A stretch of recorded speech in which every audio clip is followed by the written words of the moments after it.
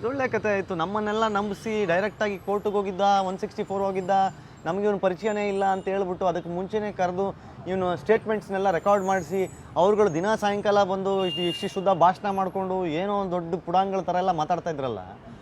ಇವತ್ತು ಇಷ್ಟೆಲ್ಲ ವಿಷಯ ಮುಂಚೆನೇ ಗೊತ್ತಿದ್ದು ಇವರೆಲ್ಲ ಷಡ್ಯಂತ್ರದ ಭಾಗ ಆಗ್ತಾರಲ್ಲ. ಅಫ್ಕೋರ್ಸ್ ಷಡ್ಯಂತ್ರದ ಭಾಗ ಆಗ್ತಾರಲ್ಲ ಇವರು. ಮಾಡ್ಬೇಕು, ಆ್ಯಕ್ಷನ್ ತೊಗೋಬೇಕು. ನಾನು ಸಹಿತ SID ಕಂಪ್ಲೇಂಟ್ ಕೊಟ್ಟು ಬಂದಿದ್ದೇನು ಅಂತಂದರೆ, ಯಾರ್ಯಾರು ಸಾಯಂಕಾಲ 8 ಸಿಕ್ತು 10 ಸಿಕ್ತು ಹೇಳ್ತೀಯಾರಲ್ಲ, ಅವ್ರಿಗೆ SIT ಇಂದ ಮೂಲದಿಂದ ಮಾಹಿತಿ ಬರ್ತಾ ಇದೆ ಅಂತ ಹೇಳ್ತಿದ್ದಾರೆ. ಆ ಮಾಹಿತಿ ನಮಗೂ ಕೊಡಬೇಕು, ಇಲ್ಲ ಅಂತಂದರೆ ಅವ್ರಿಗೆ ಕೊಡೋದು ನಿಲ್ಲಿಸಬೇಕು ಅಂತ ಹೇಳಿದೆ. ಇಲ್ಲ ಅಂತಂದರೆ ಅವ್ರ ಮೇಲೆ ಆ್ಯಕ್ಷನ್ ತೊಗೋಬೇಕು ಅಂತ. ಈಗ ಅವ್ರಿಗೂ ನೋಟಿಸ್ ಹೋಗಿದೆ, ಅವ್ರುಗಳಿಗೂ ನೋಟಿಸ್ ಹೋಗಿದೆ. ಸಿ, ಇಡೀ ಕರ್ನಾಟಕವನ್ನು, ಇಡೀ ದೇಶವನ್ನು, ಹೋಗಲಿ ಅಲ್ ಜಜೀರಾ, ಇಡೀ ವಿಶ್ವವನ್ನು ಇವರು ಒಂದು ಚಿನ್ನಯ್ಯ ಅನ್ನೋ ಒಂದು ಕ್ಯಾರೆಕ್ಟರ್ನ ಕರ್ಕೊಂಬಂದು ಪ್ಲ್ಯಾನ್ ಮಾಡಿ ಕರ್ಕೊಂಬಂದು, ನಾನು ಹೇಳ್ತೇನೆ ನೋಡಿ, ಏಪ್ರಿಲಲ್ಲಿ ಜಯಂತ್ ಕರ್ಕೊಂಬಂದು ಮನೇಲಿ ಇಟ್ಕೊಂಡಿದ್ದಂತೆ. ಅವನೇ ಬಂದು 2ನೇ ದೂರುದಾರ ಆಗ್ತಾನೆ ಜಯಂತು.